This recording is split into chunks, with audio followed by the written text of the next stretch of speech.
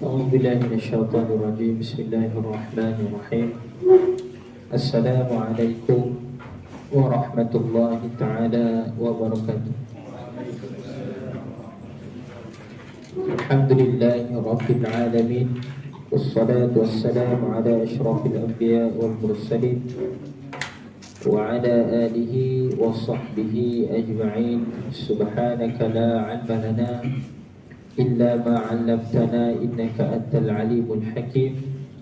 Rabbi shrah lana sudurana wa yassir lana umurana wahlul 'uqdatam min alsinatina yafqahu aqwalana. Rabbana yassirna wa la tu'assir 'alaina ya karim. Ila hadratin Nabi Muhammad Mustafa sallallahu alaihi wasallam wa ala alihi wa ashabihi al-kiram wa tabi'in wa tabi'in tabi'in wa man tabi'ahum bi ihsanin ila yaumiddin.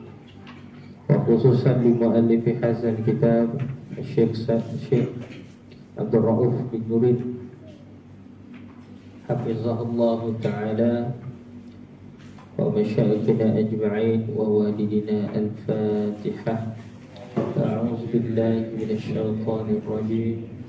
Bismillahirrahmanirrahim.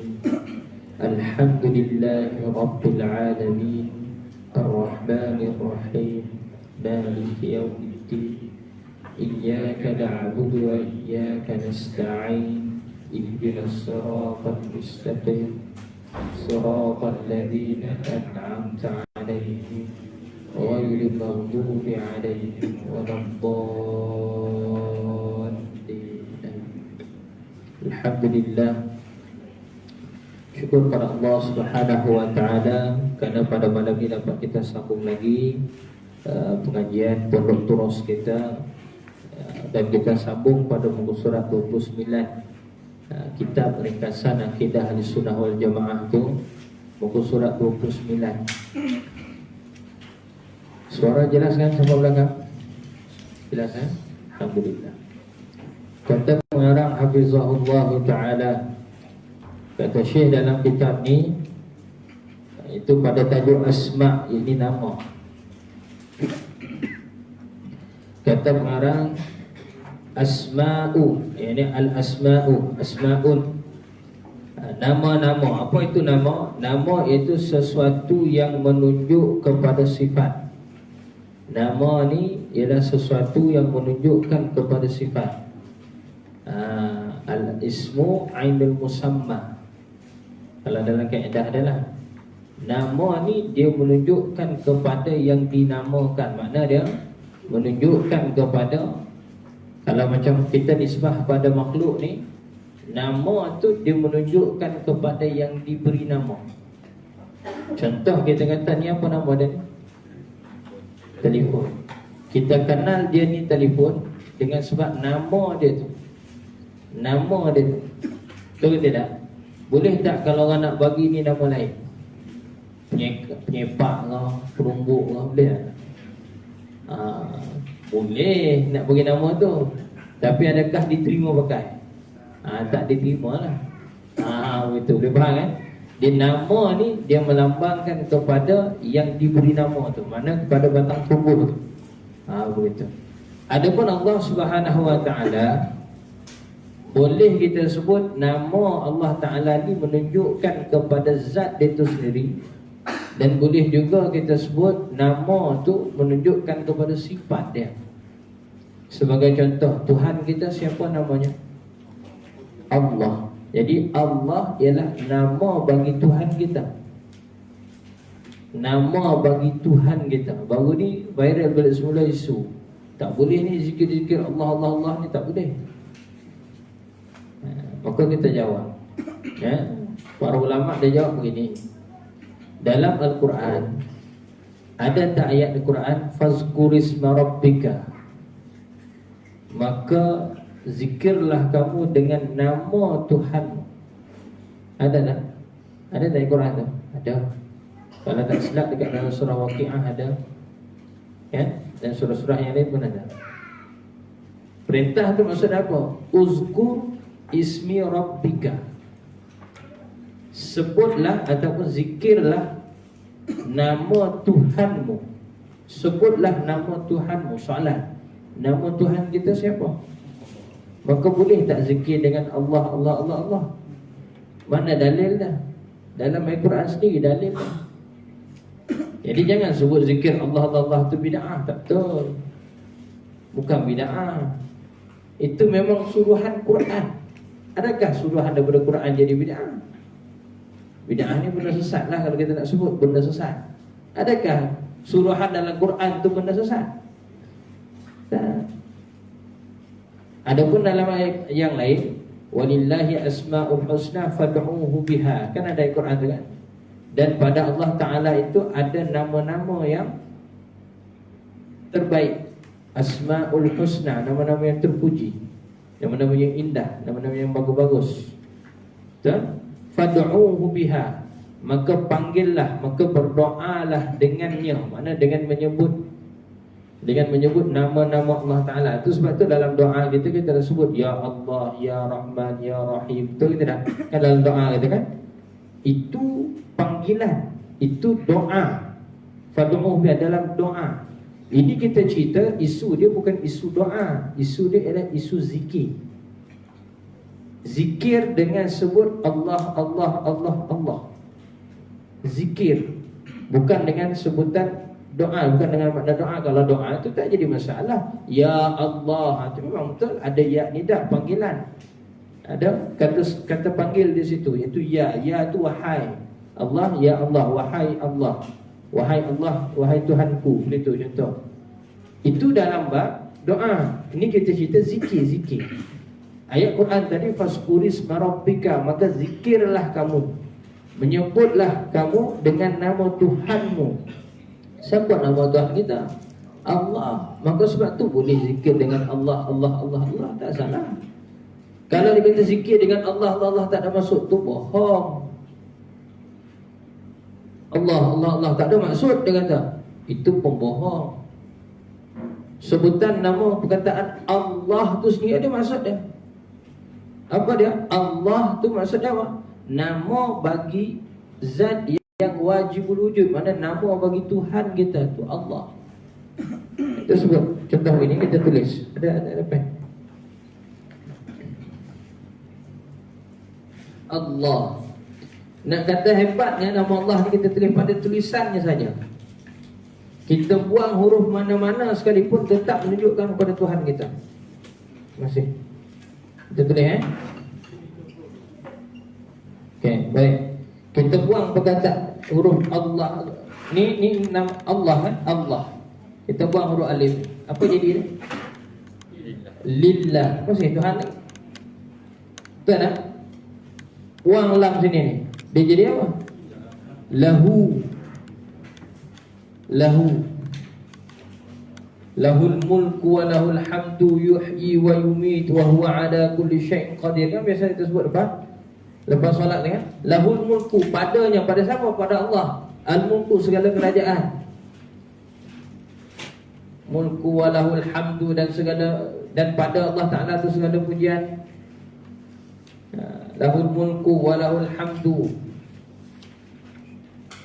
Sama lagi lepas betul kan? Semua tu itu menunjukkan kepada Allah. Buang juga lam ni, dia jadi hu. Ni yang zikir hu tu. Dia berdasar daripada perkataan apa? Hu ni ialah, dia kalau siapa belajar bahasa Arab dia panggil ni dhamir. Ustaz, dhamir apa ni? Dhamir muttasil. Dia berdasar, dia panggil kata ganti diri. Dalam bahasa Arab dia ada kata ganti yang bersambung dengan kata ganti yang tidak bersambung.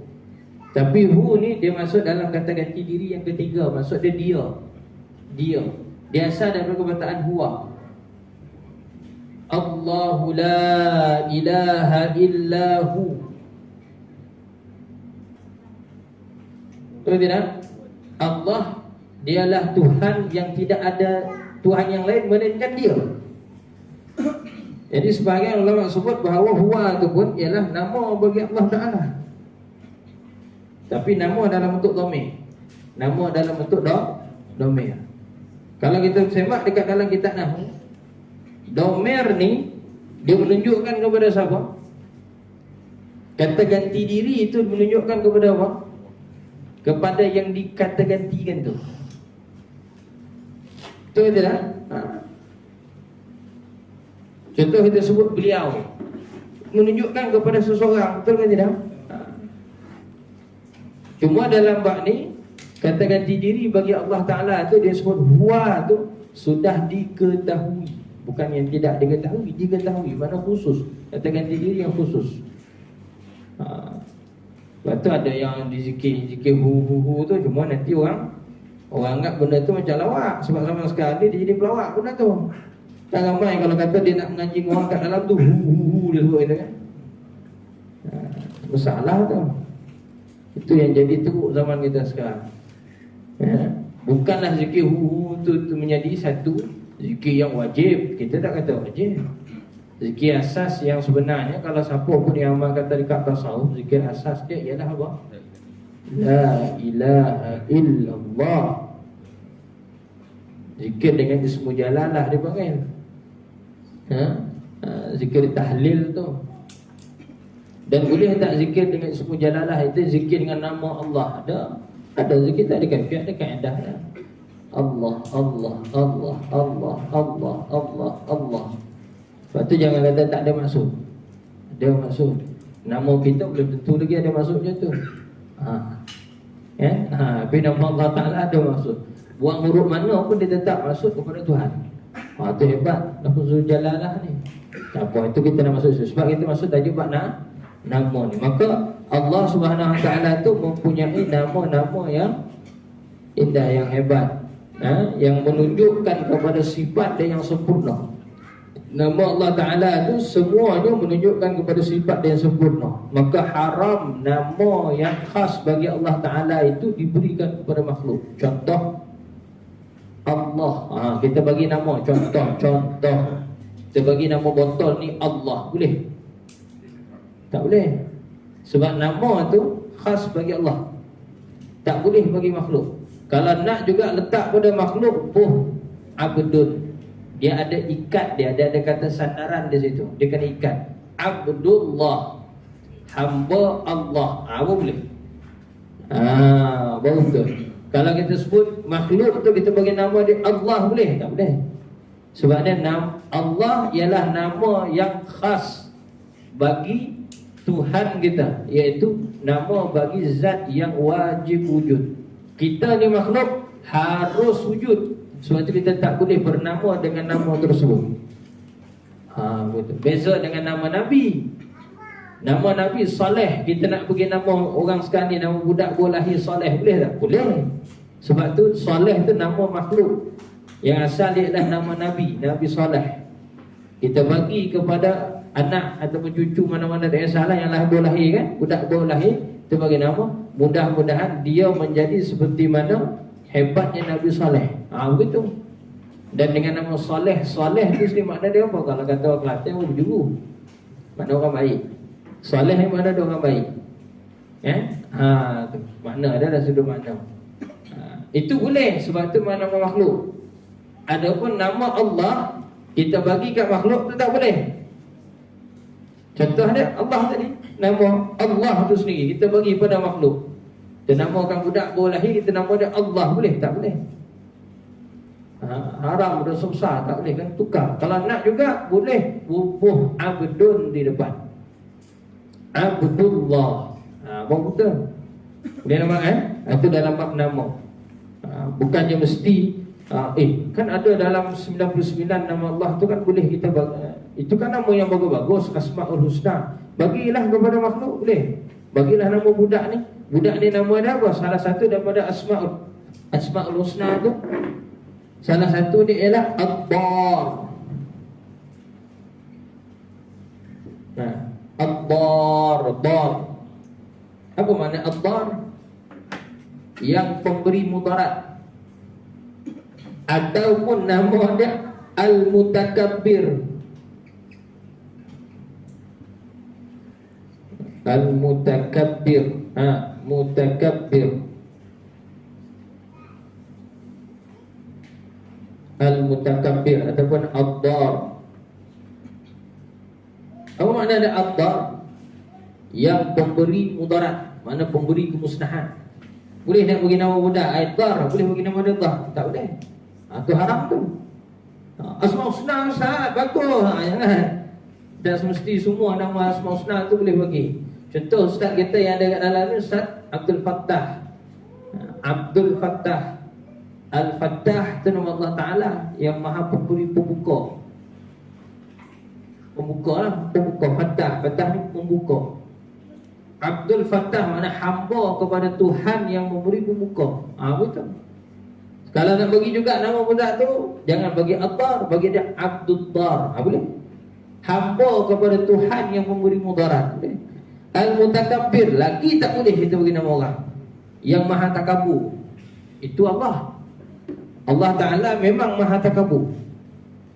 Itu salah satu daripada nama dia, malah memang sifat dia begitu. Dan pakaian, maksudnya Allah Ta'ala tu sendiri memang dia maha takabur. Sebab apa? Dia yang cipta kita. Dia berhak takabur.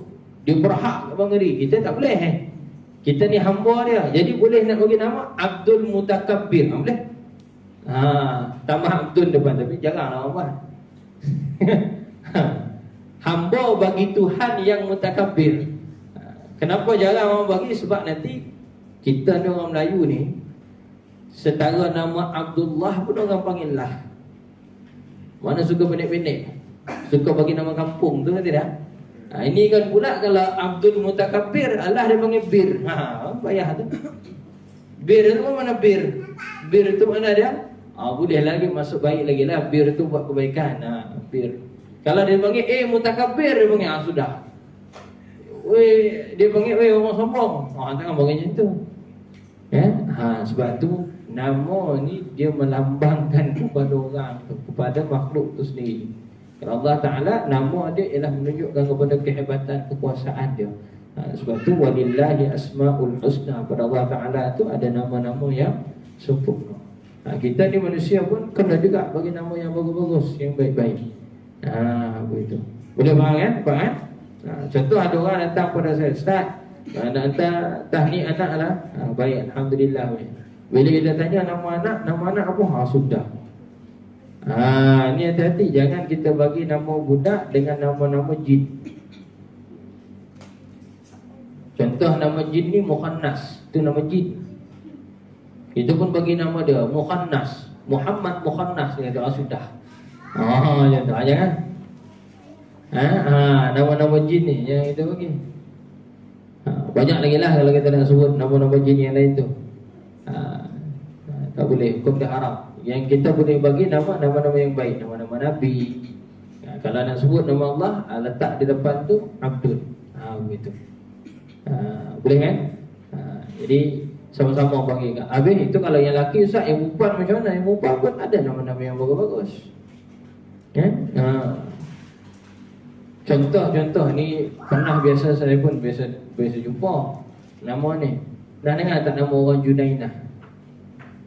Junainah, pernah dengar? Maksud asal Junainah tu maksudnya apa? Anak jin kecil.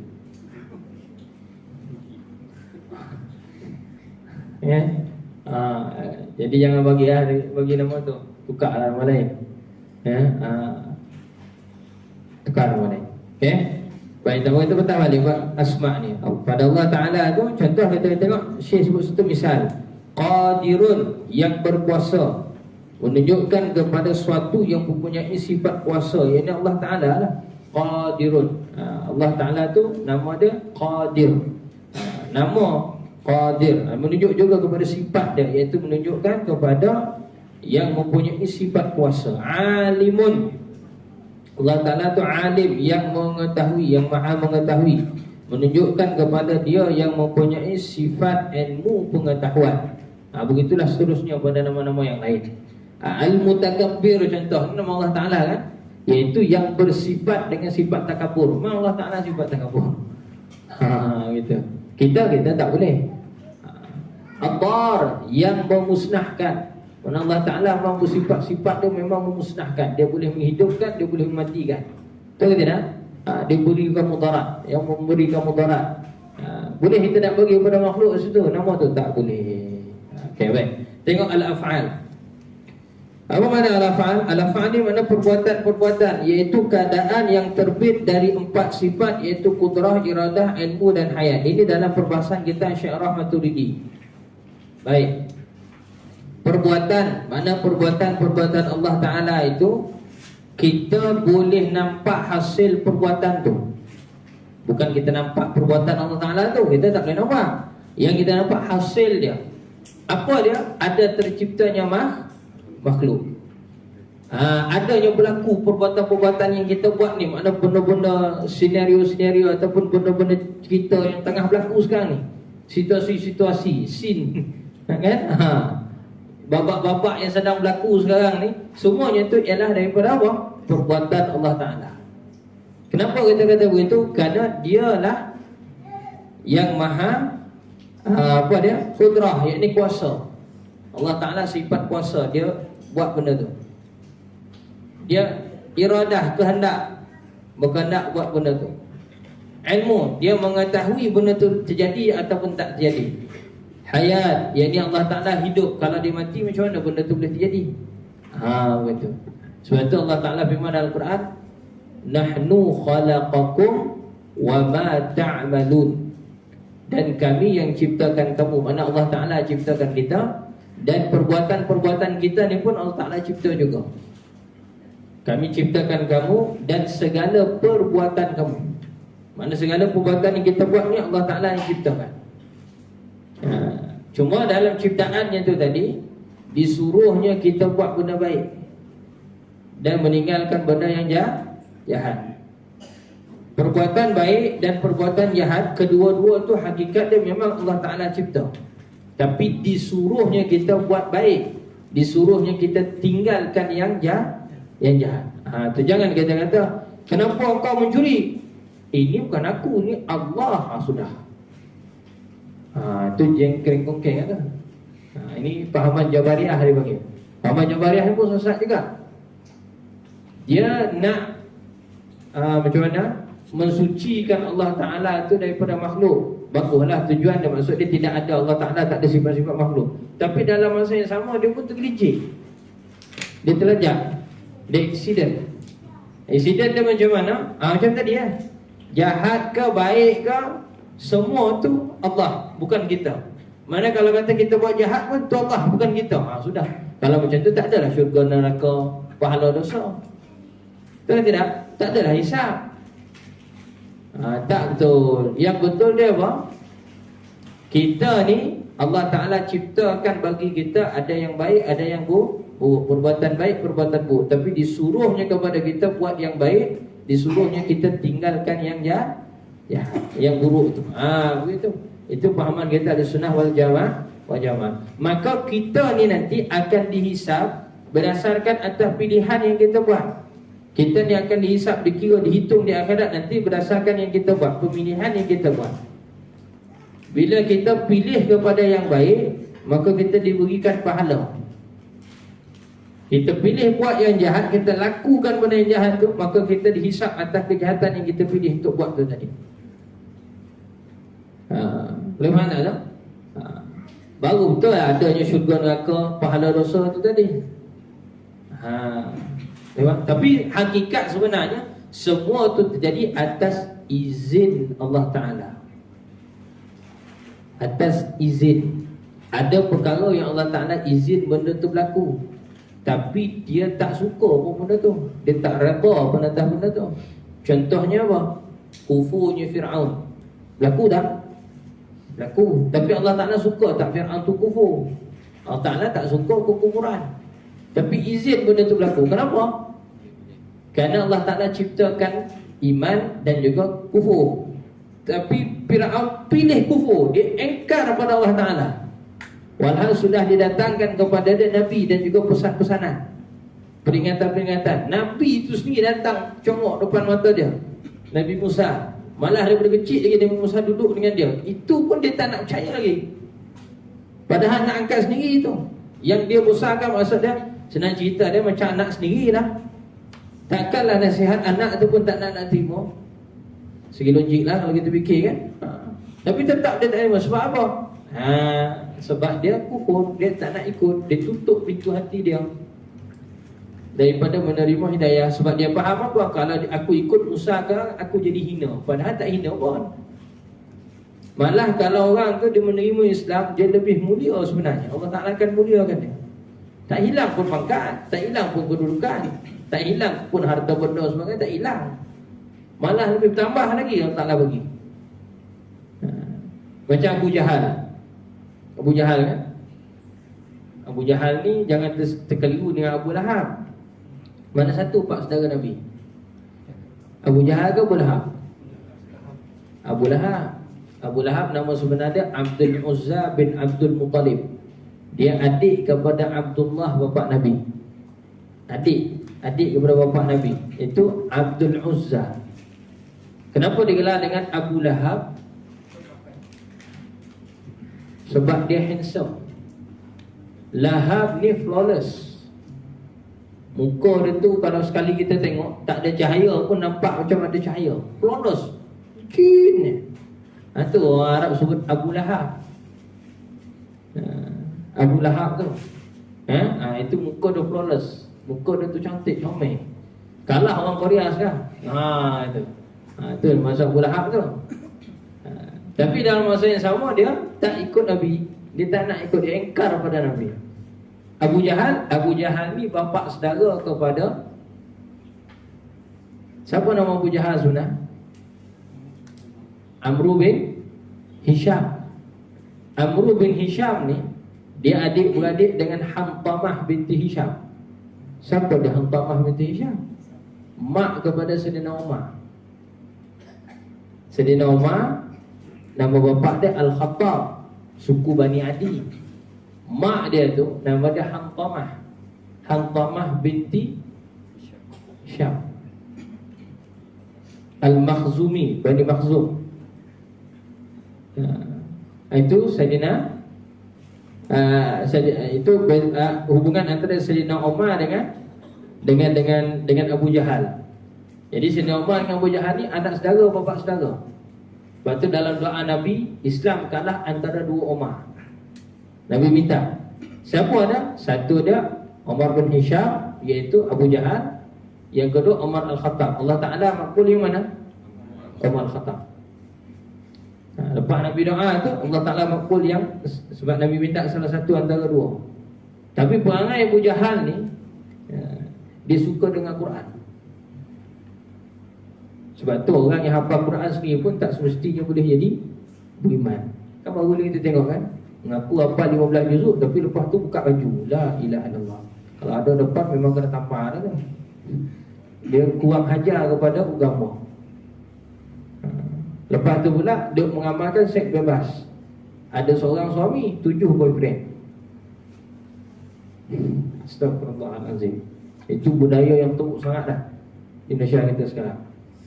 Bukan kata yang non-Muslim buat, ni Muslim sendiri yang buat. Kena reman 30,000 jaminan. Wah, tak ada duit, minta pula charity. La ilaha illallah, muka tak malu. Dah kau kata ada lelaki seorang ada ada boyfriend 7 orang, mintalah duit kat dia orang. Tak mau minta pula kat orang ramai bagi duit, bagi sumbangan, nak minta buat jaminan. Apa dah? Itulah puak-puak penghina Islam. Bila dia kena, mula dia pakai play victim dia panggil. Kita orang Islam kena hati-hati. Baik, Allah Ta'ala suruh kita buat benda baik, tinggalkan benda yang jahat. Perbuatan Allah Ta'ala itu, contoh kita nak sebut, jadinya sekalian alam yang indah ini adalah perbuatan Allah Ta'ala. Ia terjadi dengan sifat kudrat. Allah Ta'ala kuasa menciptakan alam ni. Dan kekuasaan Allah Ta'ala menjadikan alam ni pula muafakat, makna selari. Selari dengan penentuan-penentuan yang ada pada sifat iradat. Iradat Allah Ta'ala makna dia kehendak. Sebab tu kita tak boleh kata Ada orang pernah tanya, Ustaz, kalau Allah Ta'ala tu maha kuasa, kenapa dia tak buat Allah kedua? Tak kuasa kan? Buatlah Tuhan nombor 2. Kita tanya balik dekat dia, Allah Ta'ala nak ke adanya Tuhan yang selain daripada dia? Dia tak nak. Bila dia tak nak, maka dia tak iradah kat situ. Bila dia tak iradah, maka takkan adalah kudrat. Tak kuasa lah. Bukan kata dia lemah, maksud dia tak nak buat. Begitu. Boleh faham tak? Nampak tak? Sebab orang pernah ada tanya soalan kat saya, kalau betul Allah Ta'ala tu maha kuasa, Ustaz, kenapa dia tak buat Tuhan kedua? Sudah. Ada pula yang tanya, kalau betul dia maha kuasa, cuba dia buat Tuhan kedua. Ada pula tanya begitu. Jadi macam mana kita nak jawab? Kudrat kuasa Allah Ta'ala ni, kalau dia dalam Matan Ummu Barahid, dia ada syarah siap dah.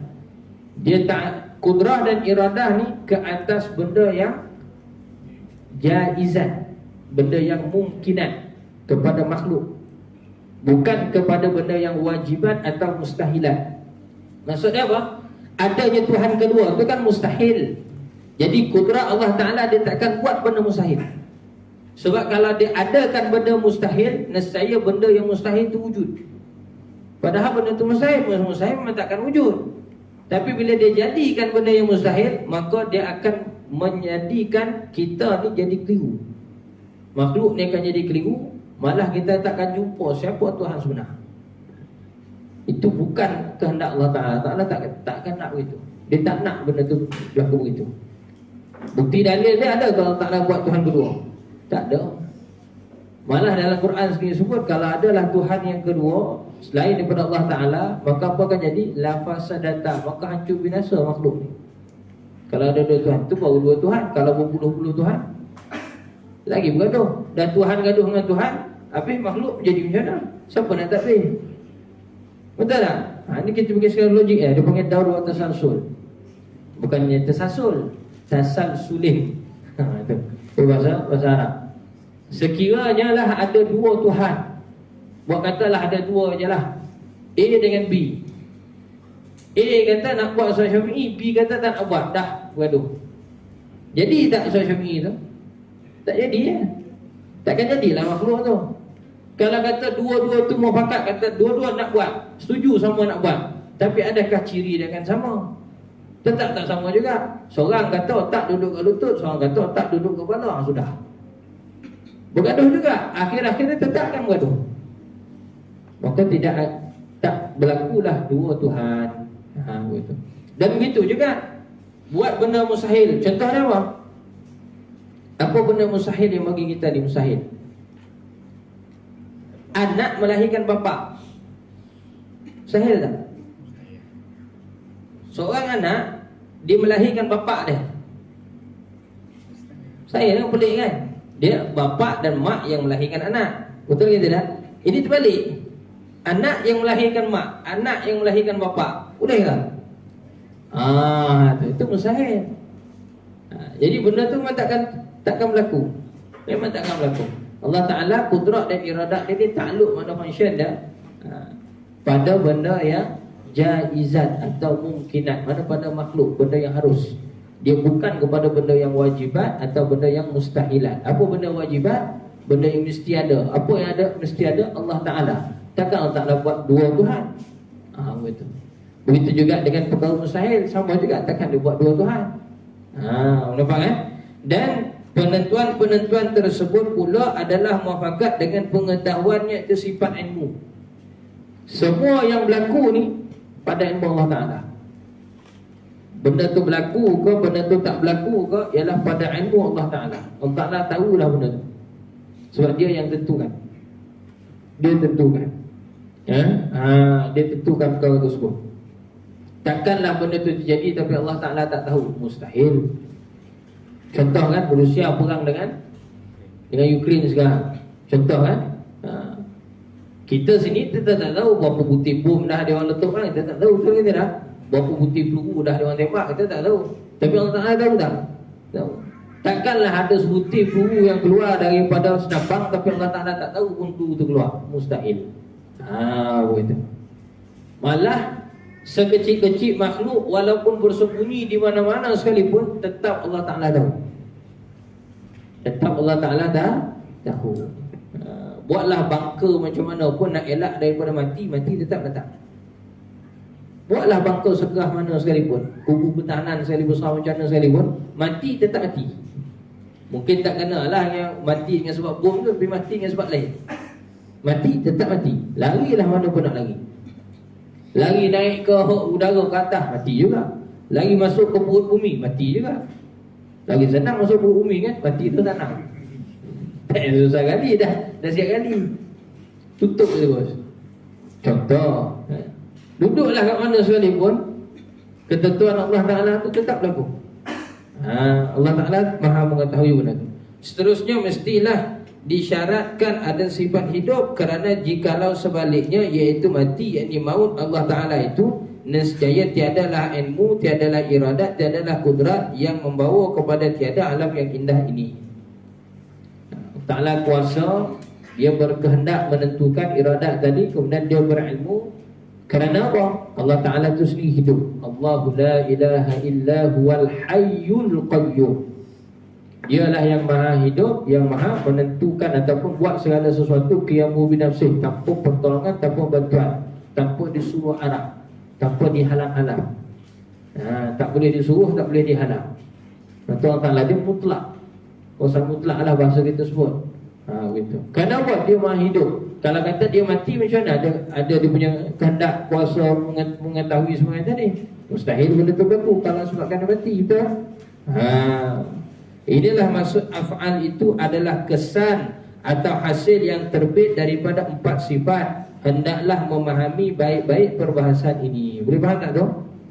Faham kan? Jadi af'al Allah ni ialah atas hasil 4 sifat yang Allah Ta'ala sifat dengan 4 sifat tu tadi.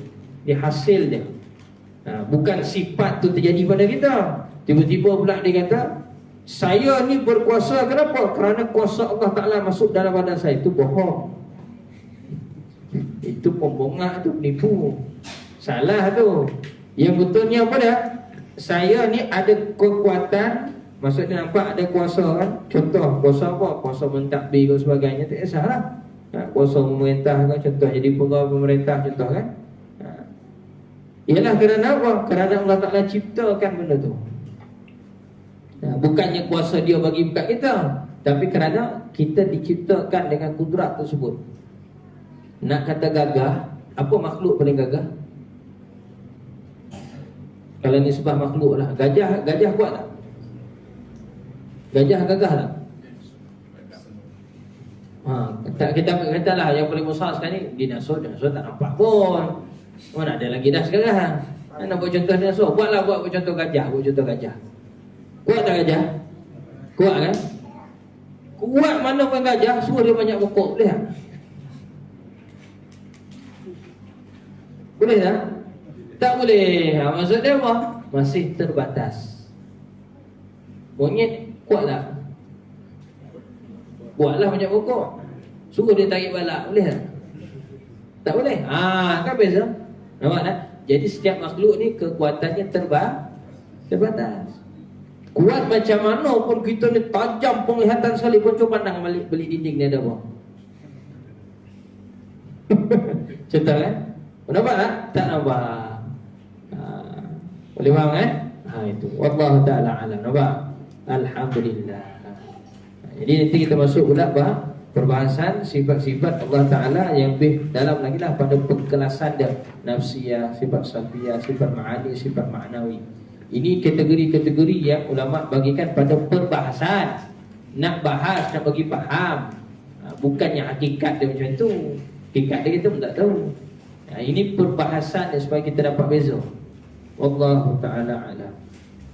Ada masalah dulu sebelum kita pindah kitab kedua. Ustaz, ada soalan pasal zat Allah.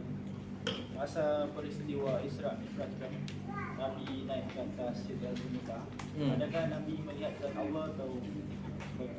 Baik. Dalam peristiwa ini soalan, adakah Nabi melihat zat Allah Ta'ala ketika Nabi naik ke Sidratul Muntaha dalam peristiwa Isra' Mi'raj? Itu soalan dia. Adakah Nabi nampak zat Allah? Jawapan dia, Nabi bukan nampak zat Allah. Yang Nabi nampak tu, yang dicerita dekat dalam surah An-Najmi tu, ma kazabal fuadu ma ra'a tu, wa kana qaba qausaini aw adna, kan ayat tu. Dalam Sahih Bukhari ada tafsir dah.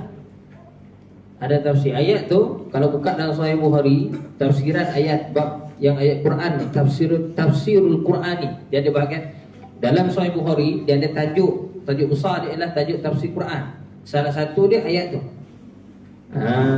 Jadi para sahabat ni ketika tafsirkan ayat tu tadi, ada dia buat pendapat daripada Sayyidatina Aisyah, pendapat daripada Ibnu Abbas, pendapat daripada Ibnu Mas'ud dan juga beberapa sahabat yang lain. Dalam Sahih Bukhari itu sendiri, boleh tengok. Maka di situ majoriti para sahabat sebut ayat Quran yang tadi ditafsirkan, yang Nabi lihat tu bukannya Allah tetapi Jibril dalam bentuk dia yang asal. Itu tafsiran ma kazabal fuadu ma ra'a, tidaklah hati itu menipu atas apa yang dilihat. Ayat Quran tu kalau kita terjemah itulah ma kazabal fuadu ma ra'a, surah An-Najmi. Itu bukan surah An-Najmi. Jadi tafsiran dia, Sayyidatina Aisyah sebut yang Nabi lihat tu ialah Jibril dalam suratihi asliyah, dalam keadaan badan dia yang asal. Iaitu ada 400 sayap tu. Besar Jibril ni. Di malaikat, dalam malaikat Jibril paling besar. 400 sayap, satu sayap saja tutup setengah bumi. Cuba bayangkan saya besar. Ni 400 sayap.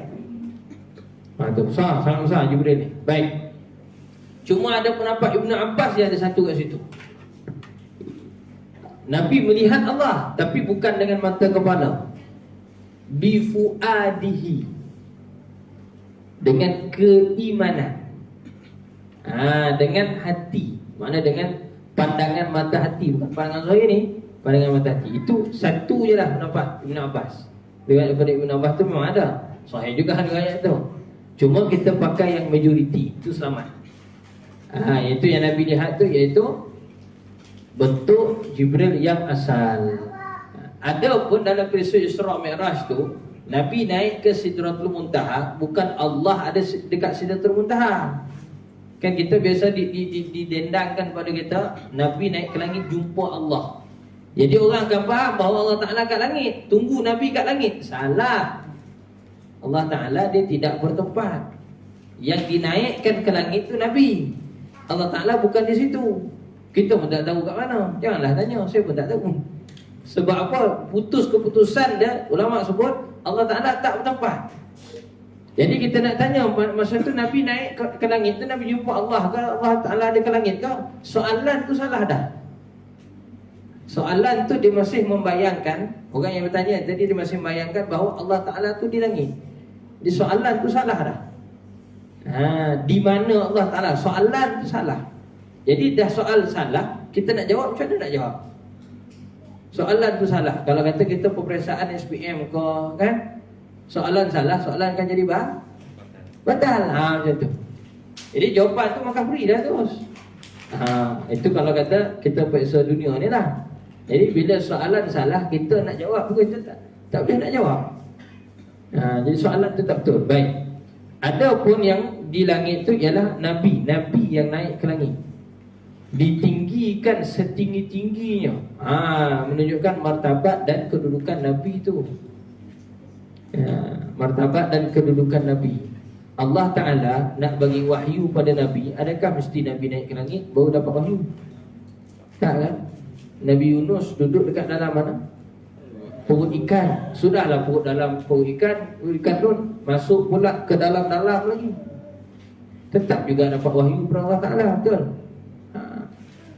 Jadi bukan tempat yang menjadi indikator ataupun ukuran. Allah Ta'ala nak bagi je. Di mana-mana pun berlaku boleh. Allah Ta'ala bagi wahyu, tak ada masalah. Ada perantaraan Jibril ke tak ada perantaraan Jibril, Allah Ta'ala nak bagi wahyu tu bagi juga. Contoh Nabi Ibrahim dapat wahyu daripada mimpi. Dia mimpi sembelih anak dia, tu wahyu. Mimpi Nabi ni wahyu. Jangan kita pula mimpi melangkang, mimpi sembelih bini, besok tanya bini aku nak sembelih kau. Jangan. Itu bohong. Kita bukan Nabi. Buat bangai belakang. Jadi salah. Dan Ustaz kata mimpi wahyu, itu Nabi. Bukan kita ni orang kuli biasa ya, tak semesti mimpi kita pun tak tahu betul atau tidak. Betul atau tidak? Jangan buat pasal pula. Tapi nabi-nabi walaupun dia mimpi dia tu ialah wahyu. Qad saddaqta ru'ya. Telah benarlah apa yang kau lihat dalam mimpi itu. Mana Allah Ta'ala membenarkan mimpi Nabi itu, menunjukkan apa? Bahawa mimpi itu pun boleh jadi wahyu. Itu pada pihak Nabi, bukan pada pihak kita. Itu khususiat lah, pengkhususan kelebihan pada Nabi. Nampak kan? Jadi kesimpulan dia, Nabi naik ke langit itu sebab apa? Allah Ta'ala angkat darjat.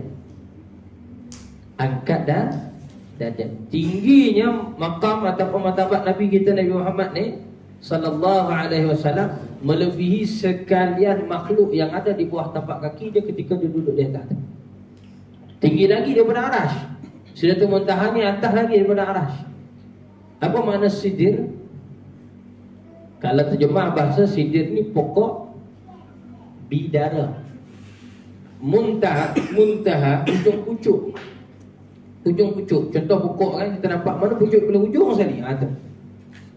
Atas lagi daripada tu. Sebab dalam riwayat Arash bukan singgasana, makhluk yang besar Arash tu, lembayung kepada sekalian makhluk ni. Arash yang besar tu masih dikira pertengahan sidir, pertengahan bidara tu, pertengahan pokok tu. Ada riwayat hadis tu. Jadi Nabi naik atas lagi daripada tu. Sebagai ulama payah sangat dia bubuh satu istilah, dia panggil mustawa. Kalau bahasa sebelah barat timur dia panggil tempat paling sud sekali, sud jauh sekali. Tak ada dah lepas tu. Yang tu cerita dia tu. Dia faham kan? Baik. Allah Ta'ala alam. Jadi terjelas tak? Terjawab tak salah tak? Jadi jangan dibayangkan Nabi naik ke langit tu jumpa Allah. Tu bohong. Itu dendangan cerita-cerita yang orang tak belajar ilmu akidah. Dia faham kan? Baik. Yang betul dia ialah Allah Ta'ala wujud tidak bertempat. Habis yang dinaikkan atas langit yang bertempat tu Nabi. Nabi yang bertempat tu. Sebab Nabi tu makhluk Allah, makhluk. Maka harus makhluk ni, makhluk salah satu sifat makhluk ialah wajib bertempat. Wajib bertempat. Dan wajib berpindah-pindah. Kita berpindah, berubah-ubah. Itu sifat makhluk. Allah Ta'ala mustahil benda tu berlaku pada dia. Allah Ta'ala alam. Selesai? Nampak kan? Alhamdulillah. Boleh? Kitab kedua. Kena sampai Mekah dah masing-masing. Ngantuk kan? Tak apalah, sabar sikit lagi insya-Allah. Termasuk kitab Safinatun Najah. Buku surat mana lah satu? Surah 14 tajuk apa?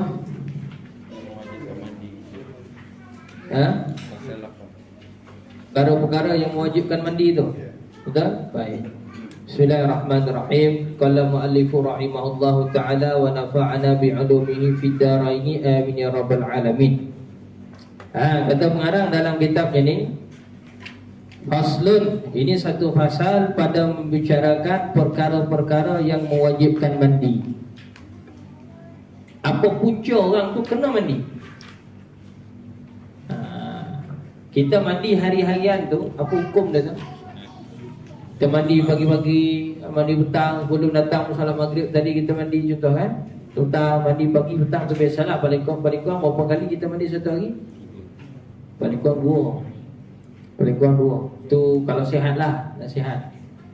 Tapi kalau kata yang tak sihat sikit, abnormal kan? Seminggu sekali pun mandi. Atau setahun pun sekali mandi. Tapi kalau macam tugasan tentera dan sebagainya, itu keperluan pula dia macam tu. Sebab bersiap siaga, contoh dalam operasi sebagainya kan. Mandi tak mandi itu bukan cerita. Nanti dulu sekejap ni. Mandi ataupun tak mandi itu bukan dia punya urusan. Sebabnya ada lagi keutamaan lain. Tak apalah. Cerita kita nak sebut mandi hari-harian yang kita mandi itu hukum dia apa? Harus. Mandi pun boleh, tak mandi pun tak apa.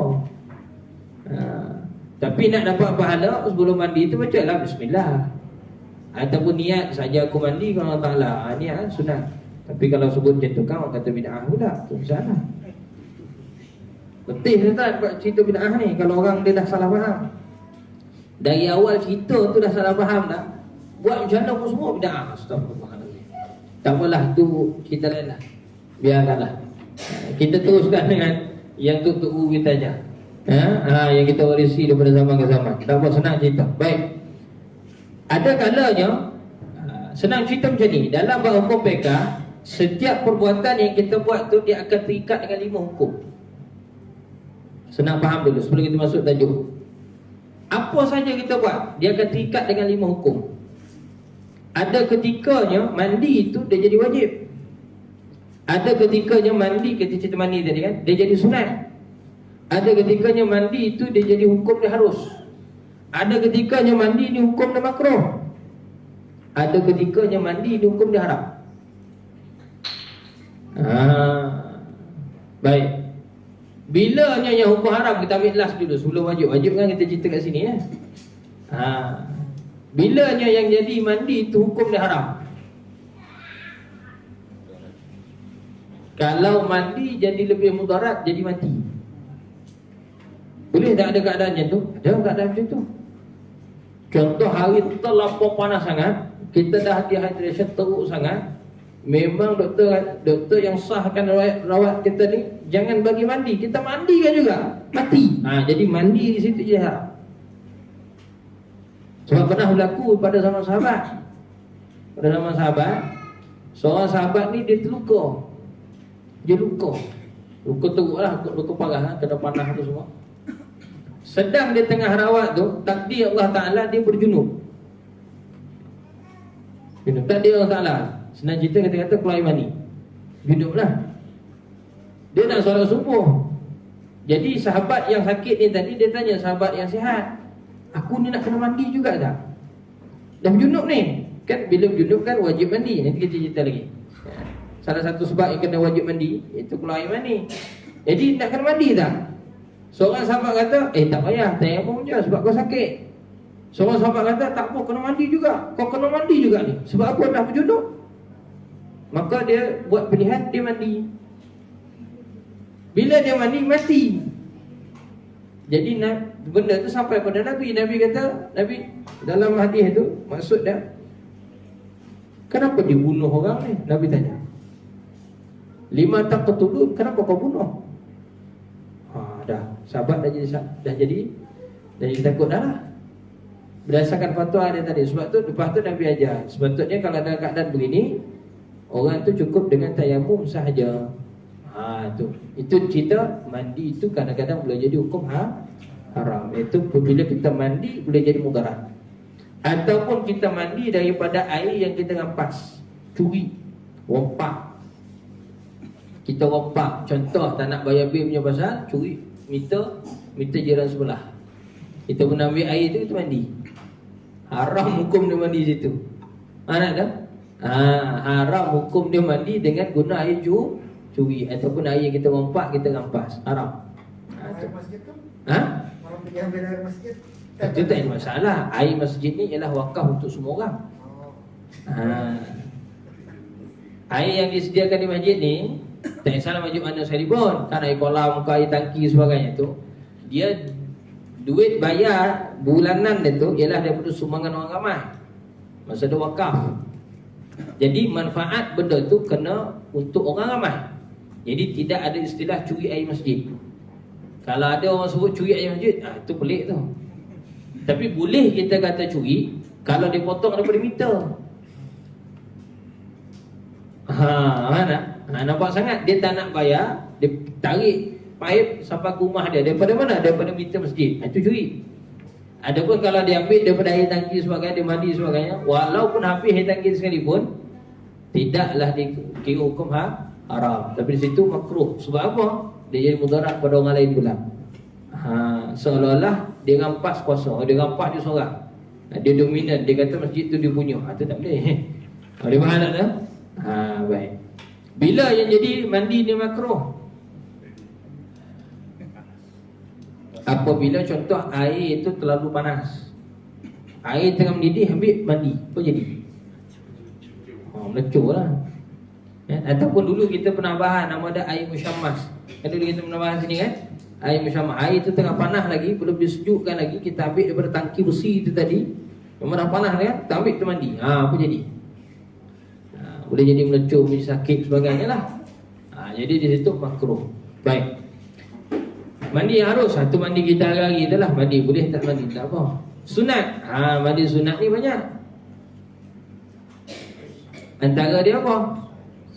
Mandi sunat hari raya, mandi sunat Jumaat, mandi sunat Arafah, mandi sunat ihram, mandi sunat pergi. Banyaklah. Ya. Mandi sunat kahwin ada tak? Mandi sunat akad nikah. Ada. Siapa buat dulu sebelum dia akad nikah dulu? Kalau ada bagus. Kalau tak buat balikkan buatlah, tak apalah, ambil ulit sunat. Ambil fadilat dia, bukan kata sawat. Kalau tak nikah dia semula. Jangan marah hang belakang. Kan tak boleh kunci pula bilik dia masuk. Atau kunci rumah tak boleh masuk rumah. Itu tuan-tuan lah, saya tak tahu. Baik. Ada kalanya mandi ni jadi wajib. Bila? Ni kita cerita ni. Mujibatul ghusli sittatun. Perkara-perkara yang mewajibkan mandi. Makna mandi tu mesti kena buat. Kalau tak sah, yang lain-lain pun jadi tak sah. Apa dia? 6 perkara. Ada 6 perkara yang mewajibkan kita kena mandi. Pertama, ilajul hasyafah fil farji. Tenggelamnya zakar pada farash. Ini dipanggil setubuh. Walau biduni inzal. Boleh tambah situ. Walaupun tidak berlakunya klimaks. Walaupun tidak keluar air mani. Tapi kerana kan telah bersentuh kemaluan lelaki suami dengan kemaluan isterinya, para isterinya telah bersentuh. Walaupun tidak berlaku lagi inzal, makna keluar air mani, tidak berlaku lagi. Maka apa berlaku di situ? Wajib mandi. Sebab persoalan ni pernah berlaku, tanya direct pada saya. Masa tu saya baru balik dari Jordan. Baru dapat tauliah mengajar Negeri Sembilan. Mengajar di sebuah surau dekat tempat saya lah, di daerah Gemah sana tu. Datang seorang pakcik. Tajuk ni lah, kitab ni lah saya ajar.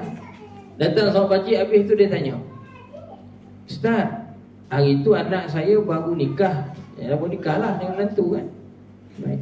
Anak dia ni polis on call pada ketika malam pengantin. Kita bahas malam pengantin lah. Anak dia ni dapat panggilan emergency. Jadi terpaksa pergi. Tinggallah isteri dia. Yang tukang tanya ni bapak dia tu, bapak si lelaki. Bukan anak tu datang sendiri, bapak dia terus tanya. Tak apalah, baguslah, bapak yang penyayang kan. Baik itu. Maka dia pun tanya, diorang ni kena mandi tak Ustaz? Sudah. Macam mana kita nak jawab? Jadi pada ketika tu saya jawab, sekiranya nanti tuan balik bisik pada anak, berlaku tak sentuhan antara kepala farash, kepala zakar dengan farash, walaupun tak berlaku ni lagi, tak berlaku kelamin. Kalau berlaku sentuh tanpa lapik, dah sentuh kemaluan dengan kemaluan lah maksud dia tu, maka tu wajib mandi. Tapi kalau bermukadimah, berpegang-pegang sebagainya, itu tak wajib mandi. Boleh faham Okey, itu jawapan dekat situ. Kemudian yang kedua, khurujul mani, keluar air mani. Apa beza air mani dengan air mazi? Ada kena faham juga ni. Walaupun mungkin ialah ramai dah, ramai ada dah suami isteri sebagainya kan, ada anak-anak ni. Tapi benda ni kena beringat dan kita kena faham beza dia yang sebenar. Baik. Para ulama disebut begini, air mani ni dia keluar dengan sebab puncak syahwat. Bahasa Arab dia panggil inzal, bahasa Inggeris dia panggil climax. Makna dia puncak syahwat. Kalau bau starting dah keluar, itu bukan air mani. Gitu. Kemudian dia ada sifat bau dia. Dalam kitab dia sebut air mani ni ketika basah, bau dia tu seolah-olah bau hanyir putih telur. Birihil baydil bayad dia panggil kalau dalam kitab. Bau dia tu seolah-olah dekat lah, hampir-hampir bau dia tu macam bau putih telur. Tu ketika air mani tu basah. Kalau air mani tu sudah kering, maka bau dia seolah-olah macam ajin doh roti. Bau dia seolah-olah gitu. Bukannya bau doh roti, bukannya air mani itu doh roti, bukan. Jangan kita faham macam tu. Kan orang faham pula. Orang faham. Oh kalau macam tu tak boleh makan lah doh roti ustaz, tu kan air mani. La ilaha illallah. Orang cakap baunya tu seolah-olah, hampir-hampir. Ini pada pengkajian para ulama. Dia faham kan? Dan ada kalanya dia pekat, ada kalanya cair. Pekat cair ni tak jadi masalah. Yang penting dia tu dia keluar tu dengan sebab inzal, puncak syahwat. Beza dengan air mazi. Air mazi ni dia keluar pada muqaddimah syahwat, pada permulaan. Kalau orang Kelantan ayat masa mula geh, tu masa mula-mula tu. Dia tubik dah. Itu dikira sebagai air mazi. Dan dia tidak berbau. Dia tidak berbau. Dan dia keluar bukannya dengan cara semburan gitu, tapi dia lelehan. Itu air mazi. Beza dengan air mani. Air mani dia keluar dengan semburan gitu, pancutan dia panggil. Itu beza. Baik, maka air mani ni mewajibkan mandi. Batal wudu tak kalau keluar air mani? Ini soalan. Mazhab kita Syafi'i, orang yang kalau ada wudu keluar air mani dia, maka wudu dia masih sah. Cuma dia wajib mandi. Dia wajib mandi. Wudu dia masih ada. Kenapa? Dalam mazhab kita Syafi'i, air mani ialah suci. Air mani itu suci. Walau dia keluar daripada kemaluan, tetapi dikecualikan daripada hukum batal wudu tu. Sebab kita faham batal wudu keluar sesuatu daripada dua jalan. Makna keluar daripada kemaluan. Betul ke tidak? Sama ada kemaluan depan atau kemaluan belakang. Illal mani. Ada nanti kita masuk dekat dalam bab kalau batalkan wudu. Illal mani, melainkan air mani. Air mani dia tidak membatalkan wudu. Ada bukti dalil adalah daripada hadis Nabi sebagainya tu. Tapi keputusannya air mani dia tidak membatalkan wudu, tetapi mewajibkan mandi. Maksudnya kalau orang tu ada wudu, keluar air mani, maka wudu dia masih sah. Cuma kalau dia nak solat, dia nak buat ibadah, maka dia kena mandi. Kalau masa saya belajar dulu, contoh dibuat oleh Tok Guru, macam tak logik sangat, tapi mungkin boleh jadi. Dia ada wudu daripada rumah nak datang ke masjid. Tengah-tengah jalan dia nampak anjing tengah beraksi. Anjing yang tengah beraksi, dia yang keluar. Contoh. Ini buat contoh cerita. Habis dia kena mandi tak? Dia ni tadi dia sebab bukan anjing keluar, dia di sini keluar. Anjing kelambang lah, anjing tu tengah beraksi. Ni dia yang keluar. Maka wajib tak dia mandi? Wajib dia mandi. Wudu? Wudu tak wajib. Sebab wudu tu masih sah. Itu biasa. Yang ketiga, keluar haid. Al-wal haidhi. Yang ketiga, keluar darah haid, maka wajib mandi. Bukannya keluar darah haid tu setiap hari kena mandi. Ini yang pihak lelaki kena faham. Dia faham Yang perempuan pun kena faham jugalah. Muslimat pun kena faham dia. Apabila darah haid tersebut telah kering, mana telah berhenti darah tu, ataupun darah tu telah keluar lebih daripada tempoh. Tempoh paling lama darah haid berapa lama? Berapa lama? Berapa lama muslimat? Muslimat haid paling lama berapa hari? 15. Kalau darah tu dipas keluar daripada 15 hari, masuk hari ke-16, darah yang mulai hari 16 tu dihukum apa? Istihadah. Darah penyakit. Orang istihadah ni kena solat walaupun ada darah. Jadi hukum khas dia lah kena sumbat. Kalau Sudin Samsudin dia kata kena syumbat. Tu buat istihadah. Jadi kita buat kelas khas lah berkenaan dengan bab fiqh perempuan ni, fiqh mar'ah ni. Kita boleh anjurkan daurah nanti. Untuk khas sebab kita buat darah saja. Penting benda tu. Sebab berlaku sekarang ni memang masya-Allah dahsyat. Benda yang haid dia kata tak haid, yang haid dia kata bukan haid, yang bukan haid dia kata tu haid. Sudah.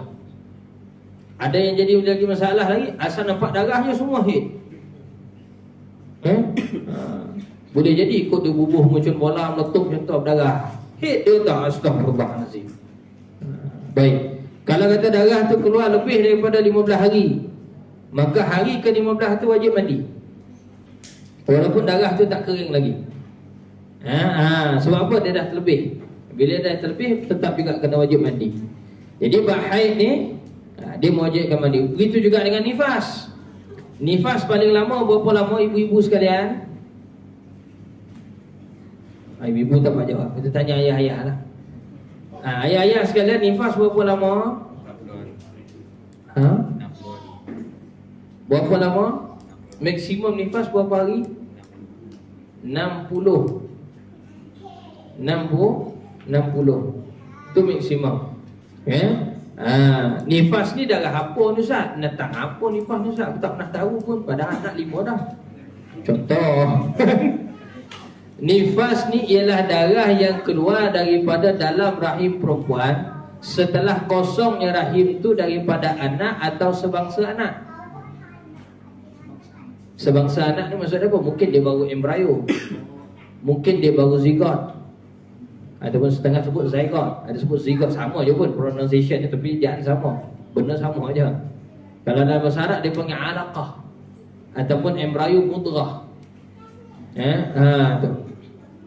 Anak mana dah jadi anak dah anak 7 bulan 8 bulan pergi gugur contoh. Ataupun yang sebangsa anak mana masih janin, masih kecil, masih dalam development lagi, masih tengah berkembang lagi. Tapi memang disahkan itu ialah benih anak itu tadi.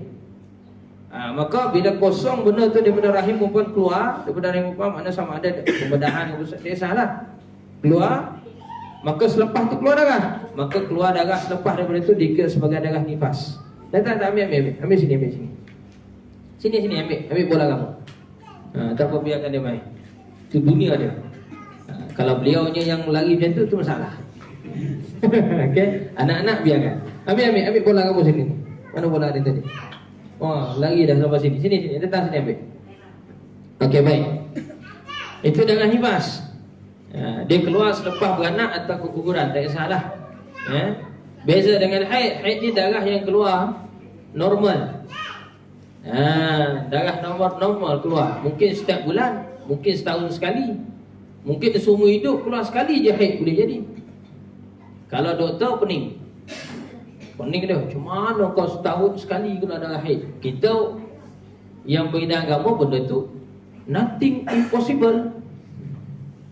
Itu sebab itu innama arada syai'an yakul lahu kun fayakun, jadi. Cuma kita nak bahas hukum yalah. Tapi kalau doktor pening dia kena cucuk hormon itu, hormon ini, kena keluar juga darah, kalau tak makan ubat itu, itu kedoktoran punya bidang lah. Baik. Kemudian seterusnya al-wiladah. Wiladah ni melahirkan anak. Melahirkan anak ni wajib tak mandi? Dipanggil mandi wiladah ni wajib. Tapi ramai orang salah faham. Dan kebiasaan pula, habis mandi habis beranak apakan mandi pula. Kan kadang-kadang yang kedoktoran pun macam tu kan.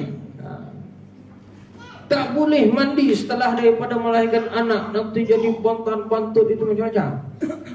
Salah. Selepas melahirkan anak, kalau masih tak keluar darah nifas, orang tu wajib mandi dan mesti solat. Wajib dia kena solat. Sebab selepas lahirkan anak bukan direct turun nifas keluar. Kadang-kadang ada setengah perempuan seminggu lepas tu baru keluar darah nifas. Jadi had dulu kadang-kadang 2-3 hari.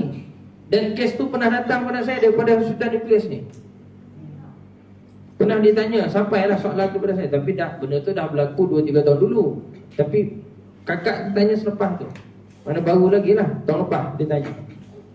Peristiwa tu berlaku lama dah, 2-3 tahun sudah. Dia lepas dia beranak 3 hari dia tak keluar darah.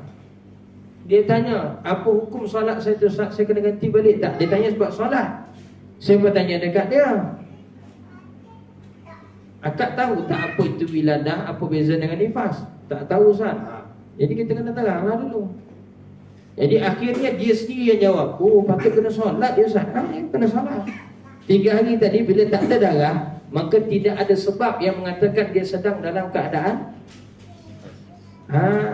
dalam keadaan nifas. Sebab tak ada darah. Jadi dia bersih suci, tak ada benda yang menghalang dia daripada solat, maka dia kena solat. Tapi nak solat tu dia kena mandi. Dipanggil mandi wiladah. Wiladah ni mandi kerana beranak. Kenapa pula dia sebab lepas beranak kena mandi? Jawapannya ialah dalam mazhab kita Syafi'i, keluarnya anak daripada perut seorang perempuan tu tadi dikiaskan dengan keluarnya air mani daripada badan. Kias. Faham tak? Keluar air mani wajib mandi tak ni? Sebut tadi. Jadi anak tu asal anak benih dia daripada mana? Air mani. Betul ke tidak? Keluar air mani wajib mandi, betul? Jadi keluarnya anak daripada perut mewajibkan mandi juga. Itu sekiranya lepas beranak nifas tu keluar lambat. Tapi kalau lepas beranak cuci sejam 2 jam lepas tu keluar dah nifas, itu nanti tunggu habis nifas sekali mandi. Sekali mandi. Mandi sekali orang lah, apa habis nifas nanti. Itu kalau keluar alat tu, lepas tu keluar mubasyaratan. Terus dia keluar, tu tak apa. Itu dia terus tanggung sekali dengan nifas tu. Tapi ni kita dia kalau berlaku senggang, ada rest dulu sekejap. Lepas dia lahirkan tu ada rest, tak ada keluar darah. Lepas tu baru keluar dengan nifas. Maka rest, dalam rest tu tadi tu ada kan waktu-waktu solat yang mungkin dia sempat solat pada ketika tunggu 1-2 waktu. Jadi dia kena mandi, kemudian dia kena solat. Habis Ustaz, aku mandi last nanti baru solat. Jadi yang ni tadi kena ganti semula. Hutang lah tu. Sepatut dia kena solat tapi dia tak solat. Muslimat belakang masih boleh faham? Boleh faham apa yang saya sebut tadi? Baik. Jadi wiladah ni beranak bukannya kerana beranak tu keluar darah. Jadi ramai orang salah faham. Dia panggil wiladah tu ialah darah beranak. Salah. Wiladah tu ialah keadaan keluarnya anak atau sebangsa dengan anak keluar daripada rahim, keluar. Bahasa kita panggil beranak ataupun keguguran. Beranak lah. Itu panggil wiladah. Kadang-kadang ada orang bersalin, melahirkan anak, tak keluar darah pun. Ada tak? Ada. Dan banyak berlaku pun masalah tu. Isu tu berlaku, kes tu berlaku. Dia beranak, darah setitik pun tak keluar. Pada badan anak tu pun tak ada darah. Lebih ketuban tu je. Tak ada darah pun, tak ada luka pun. Wajib mandi tu Ustaz? Wajib. Sebab apa? Wiladah tu keluarnya anak tu, bukan keluar darah. Boleh faham ya? Nampak Tapi kebiasaan bila orang beranak biasanya keluar darah. Darah tu bukan kerana kan anak tu, darah tu kerana luka bersalin. Koyak kadang-kadang dia punya faras tu, kadang-kadang doktor terpaksa potong sebab mungkin saiz anak tu besar. Itulah kehebatan orang perempuan, wahai orang lelaki sekalian. Kita hebat macam mana pun potong sekali je semua hidup kan. Dia orang setiap kali beranak, kalau kata kadang-kadang anak tu besar, anak normal ya, kena potong. Kalau tak lepas juga anak tu, confirm kena potong. Dia panggil sisa pembedahan. Kita sekali potong tak sanggup dah. Jadi kenanglah jasa isteri anda masing-masing, dan juga kenanglah jasa ibu anda masing-masing. Tu.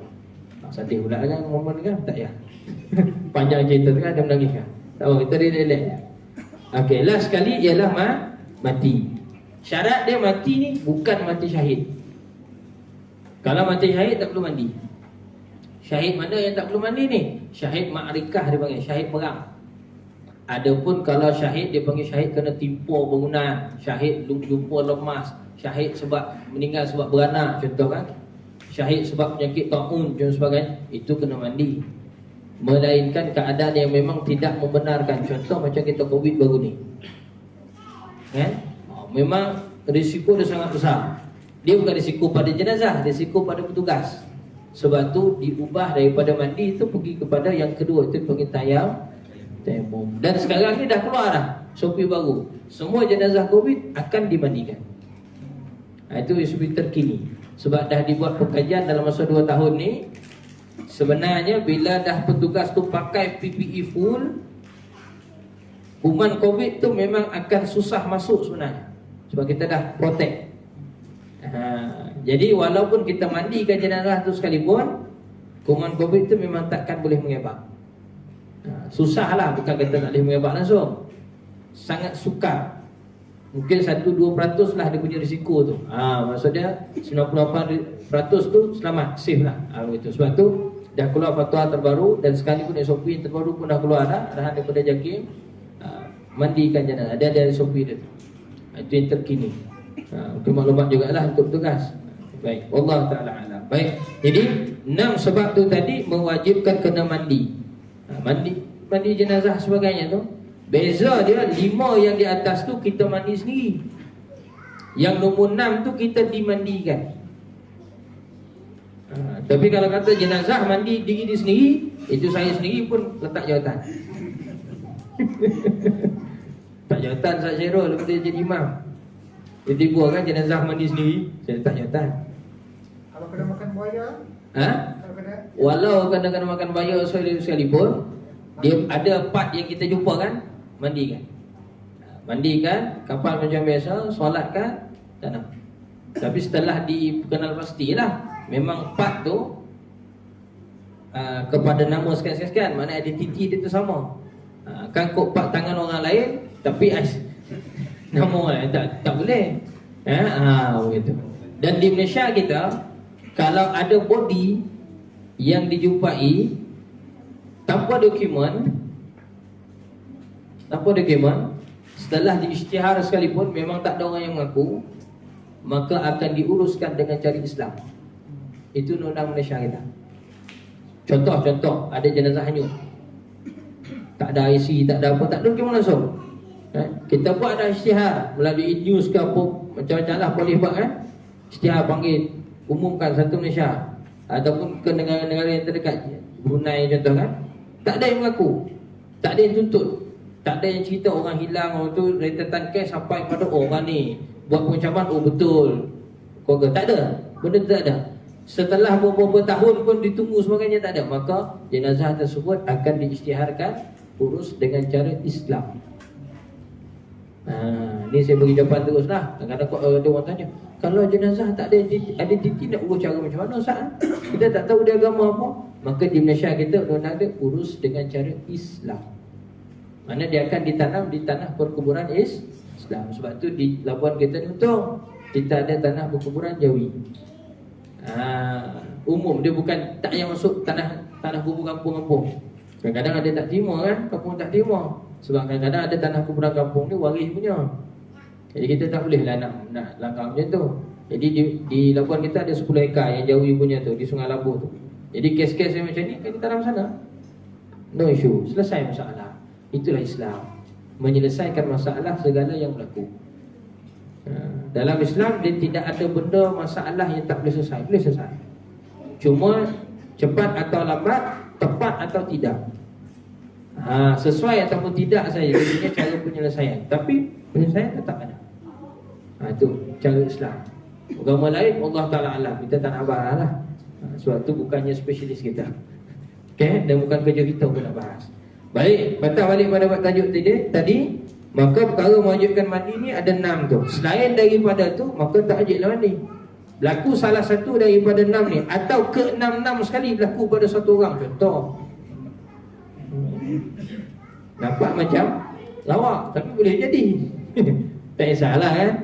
Maka berlaku salah satu daripada ni, atau ke 6 sekali berlaku pada orang tu, maka wajib dimandikan. Sama ada kita mandikan dia ataupun dia mandi sendiri. Tak ikutlah dia punya keadaan ni tadi. Boleh faham kan? Begitu. Baik. Ada beberapa soalan di situ. Ya. Kalau yang berperang antara Rusia dengan Ukraine, orang Islam yang mati itu apa yang mati? Baik. Soalan yang sangat bagus. Tapi saya jawab dengan soalan dulu. Yang dikatakan syahid dalam peperangan tu apabila dipanggil seruan jihad. Seruan jihad. Siapa yang boleh buat seruan jihad ni? Khalifah. Sekarang ni kita ada tak khalifah? Tak ada. Maka boleh dikatakan sebagai naib khalifah ataupun sultan-sultan. Perang Rusia Ukraine tu, adakah atas daripada pemimpin Islam yang serukan jihad? Tidak. Itu yang kita hati-hati tu. Cumanya kan ada daripada tentera Chechnya. Saudara kita daripada Chechnya kan dia pergi Ramzan Kadyrov. Itu kerana dia ada perjanjian. Chechnya dengan Rusia dia ada perjanjian persekutuan sekutu. Yang sekutu. Cumanya kalau ditanya, adakah boleh dimandikan kalau kata jenazah tentera Chechnya yang meninggal? Islam kan? Adakah dia syahid ke macam mana? Jadi kita tengok asas balik semula. Adakah seruan yang diserukan oleh Ramzan Kadyrov sebagai dia punya presiden pemimpin negara Chechnya itu ialah perang sabil, perang sabilillah, menentang kekufuran, walaupun joint venture dengan orang kafir. Itu satu cerita. Ini cerita dia satu sendiri. Pergi itu umum perang sabil ke ataupun umum sekadar perang macam tu ya, nak pergi bunuh orang. Kalau dia perang sabil, maka dia mati itu ialah mati fisabilillah. Maka bila dia mati itu tak boleh mandi ya. Terus kapan tu solat tu tak nak. Dia panggil syahid marikah lah kan. Itu hukum di situ. Nampak kan? Nampak. Jadi kita berdoalah sama-sama supaya negara Islam kita bersatu balik, wujud balik semula adanya khalifah. Sebab bila ada khalifah, banyak masalah boleh selesai. Sangat banyak masalah boleh selesai. Tapi itulah yang tidak dikehendaki oleh orang yang anti-Islam, terutama Yahudi dan juga Nasrani. Yahudi dan Nasara. Memang ada dalam Quran sebut walan tarda ankal yahuda walan nasara hatta tattabi'a millatahum. Orang Yahudi dengan orang Nasrani itu sampai bila-bila pun takkan suka, takkan reda, takkan boleh nak geng dengan orang Islam, melainkan orang Islam ikut cara mereka. Sama ada murtad masuk agama mereka ataupun ikut cara hidup mereka. Zahir nampak Islam tapi berlaku buka baju macam itu. Kalau yang gini macam tu perempuan tu, dia minta charity tu perempuan makan ada geng-geng yang akan tolong. Tak percaya kita tengok nanti. Lawan balik tu. Memang dia nak berlawan dengan kita. Wallahu ta'ala alam. Kita doalah supaya Allah hancurkan musuh-musuh Islam. Amin insya-Allah. Baik. Sahabat tu, sambung lagi. Sambung lagi. Senyap macam-macam suruh salah ni masih. Tak sambung lagi dah.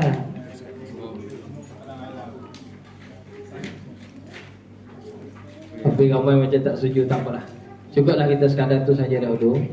InsyaAllah kita benar bagi hati kita ni. Memang kita kena ada sesi khas. Sesi khas macam ni kan. Baru boleh dapat baca dah. Banyak insyaAllah.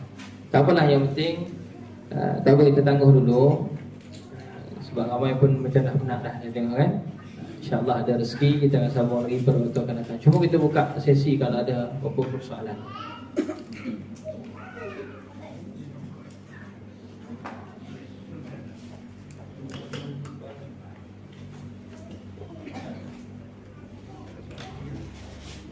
Ada apa persoalan kau? Ustaz, Ya. ada satu keadaan ni bila berlaku keguguran. Okey. Keguguran, dia pergi ke hospital dia tangguhkan untuk dia keluarkan janin. So semasa dia keguguran sampai hingga tempoh dia nak hospital keluarkan janin, cuci semua tu. Darah tu masih keluar. Darah masih keluar. So dia masa tu keadaan ni macam mana? Okey, baik. Jika anak masih belum keluar daripada perut tapi darah dah keluar, apa hukum darah tu? Kalau cukup sehari semalam, maka dia hukum haid. Sebab dalam mazhab kita Syafi'i, dia buat keputusan begini. Ini fatwa mazhab kita Syafi'i ya. Orang mengandung kalau keluar darah cukup sehari semalam, maknanya cukup syarat haid, maka darah tu dihukum haid. Tapi pelik, macam mana pula mengandung belum darah? Macam tadi contoh, mungkin dia nak sementara nak tunggu anak keluar.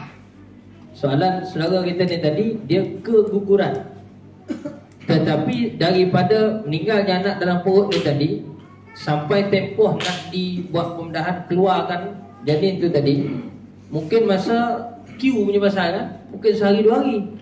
Jadi dalam sehari 2 hari ni tadi, mungkin 3 hari, darah tu masih keluar. Maka apa hukum darah tu tadi? Jawapannya, hukumnya ialah haid sekiranya cukup syarat haid. Ingat dihukum haid kalau cukup syarat haid. Apa syarat haid? Salah satu syarat dia cukup sehari semalam atau lebih. Dikira sehari semalam tu dengan jam 24 jam atau lebih. Darah tu keluar 24 jam atau lebih. Memang keluar, semua keluar. Maka darah tu dihukum sebagai darah haid. Berdasarkan fatwa mazhab kita Syafi'i, orang mengandung kalau keluar darah cukup syarat haid, maka dihukum haid. Tapi kalau tak cukup syarat haid, maka darah tu istihadah. Jelas itu jawapan. Begitu. Wallahu taala alam. Nantilah kita buat daurah berkenaan dengan buat haid dah lah. Tapi akan ambil masa lah sikit. Mungkin ujung minggu. Macam saya sendiri, saya ada modul untuk 10 sesi. 10 sesi kelas. Satu sesi kelas tu 2 jam. Kita bahas darah haid, nifas dan istihadah. Dan persoalan ada praktikal sekali lah. Ada punya ujian semua. 10 sesi, InsyaAllah. Sebab baru ni pun tengah buat, sedang buat dah ni, dah 8 sesi dah, dengan cawangan pelajaran Jawi. Dia punya audiens dia guru-guru kafar seluruh Labuan dalam 80-90 orang. Penuh kan bilik ni. Dia buat setiap hari Rabu pagi, pukul 9 sampai pukul 11 setiap minggu. Cuma minggu ni hari tu lah tak dapat. Minggu depan sambung lagi sesi 9. Yang sesi yang ke-10 tu ada ujian. Ada 10 sesi. InsyaAllah nanti kita buatlah daurah tu. Mungkin kita buat pergi ke Kampung Musilau contoh kan, di Tambunan ke, di Kunasan ke, naik ke Gunung Kinabalu. Tapi setiap kali checkpoint kita buat daurah haid. Okey, boleh jadi, tak ada masalah. Sambil sisi kan, gitu. Santai-santai je lah. Wallahu ta'ala a'lamu bis-shawab. InsyaAllah. Ada masalah lagi kan? Tak ada tak ada, cukuplah kita sampai sekadar tu saja dulu. Hidangan kita pun dah sampai dah, kuih dan air kan. InsyaAllah minum dulu sebelum daripada kita balik. Bismillahirrahmanirrahim. Rabbana anfa'na bima 'allamtana, Rabbana 'allimna alladhi yanfa'una, Rabbana faqina faqi ahlana wa qarabatilana fi dinina. Sallallahu ala sayyidina Muhammad wa ala alihi wa sahbihi wa baraka wa sallam. Walhamdulillahi rabbil alamin. Assalamualaikum warahmatullahi wabarakatuh.